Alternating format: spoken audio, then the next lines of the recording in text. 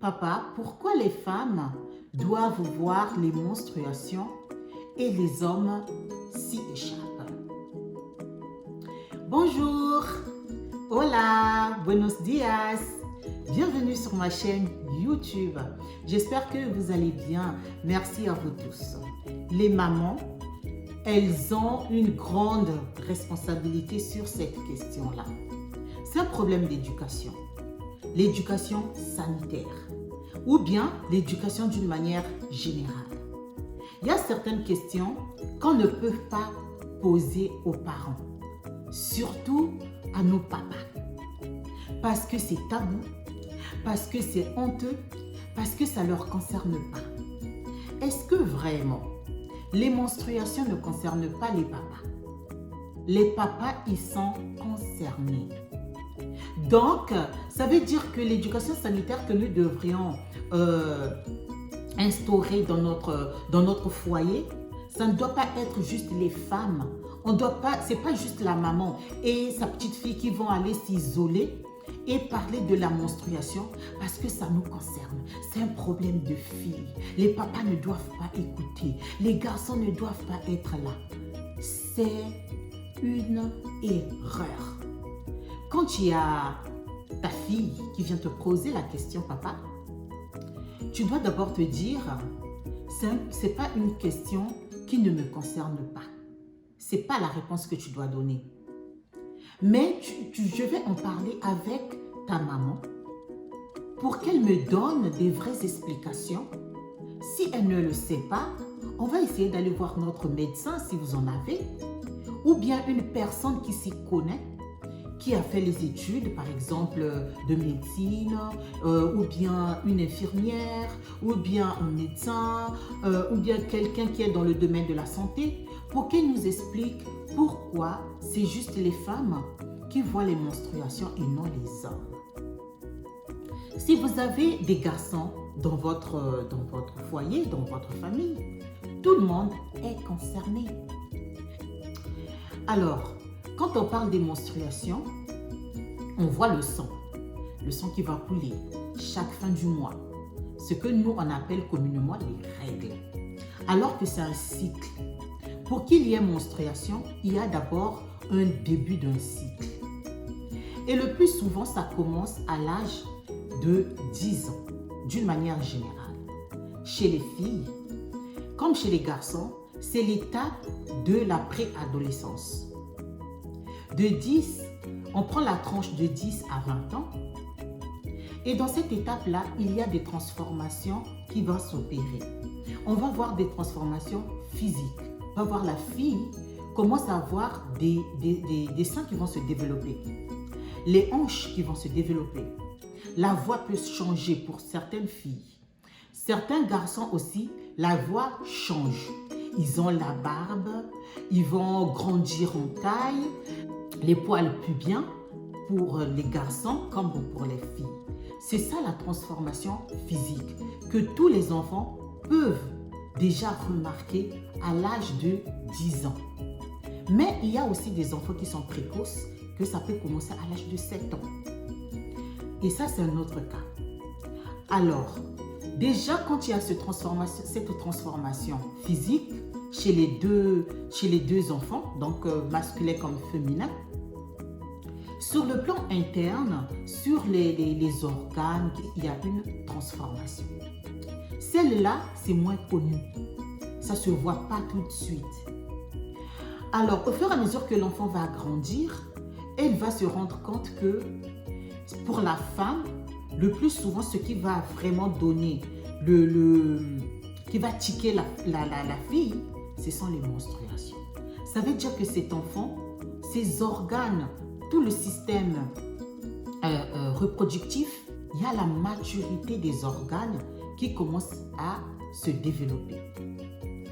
Quand, par exemple, le système reproductif, ce sont tout ce qui va faire que la femme puisse tomber un jour enceinte. Chez l'homme, il n'y a pas de menstruation. Mais cela ne signifie pas que l'homme n'est pas concerné par la menstruation de la femme.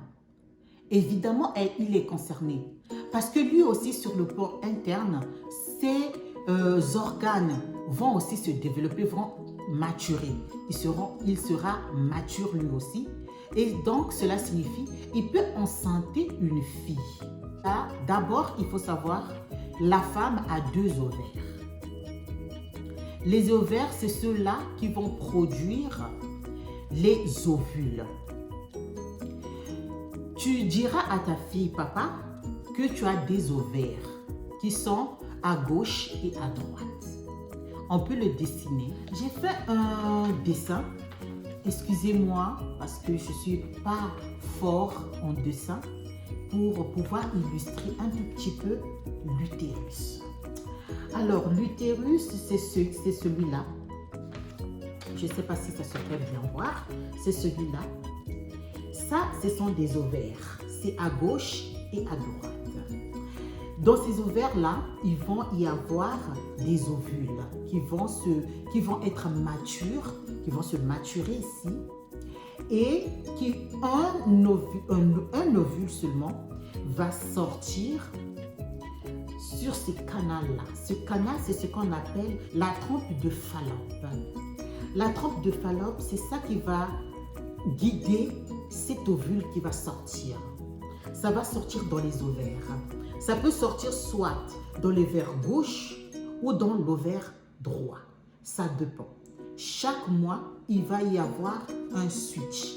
À moins que, c'est-à-dire, soit c'est gauche, soit c'est droite.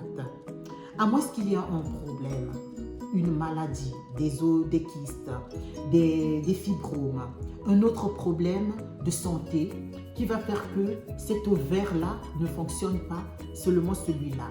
Il y a certaines femmes qui sont opérées des ovaires.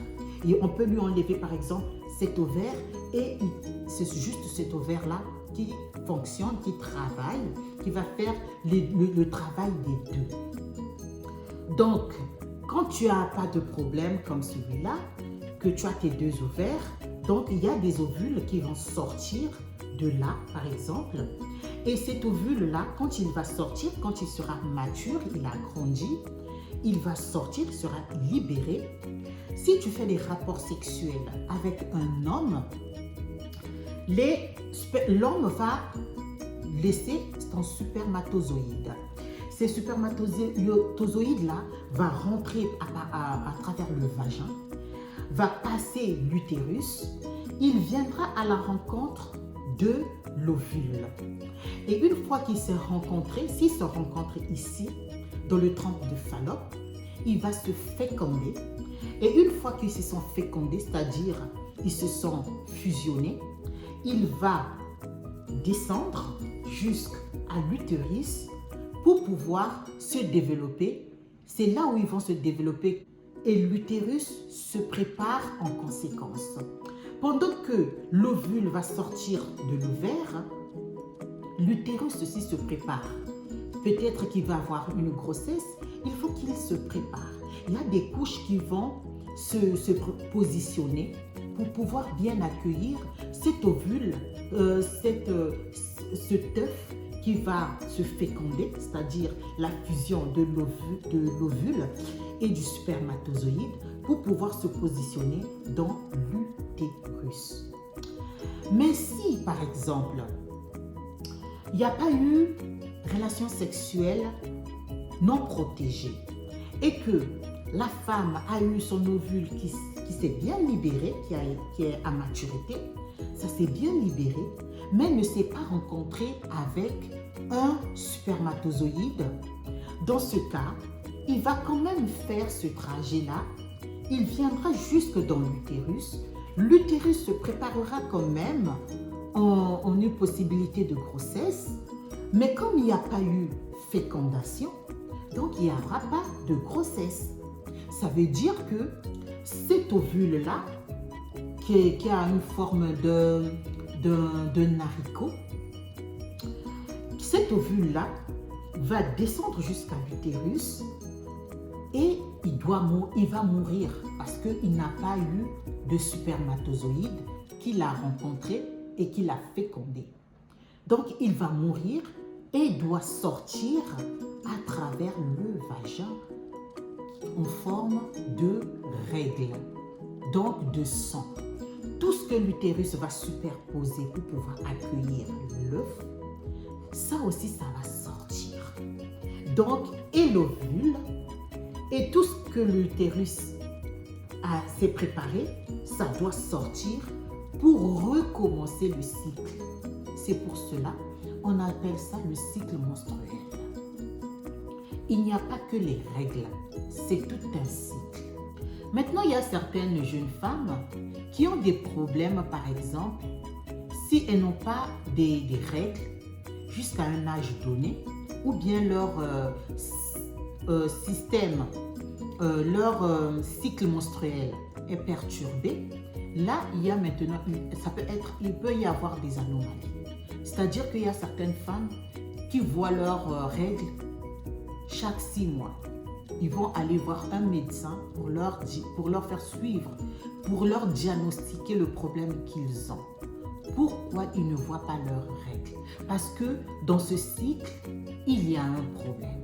Soit ils ont un problème hormonal, ou bien il y a un problème sur le plan génétique.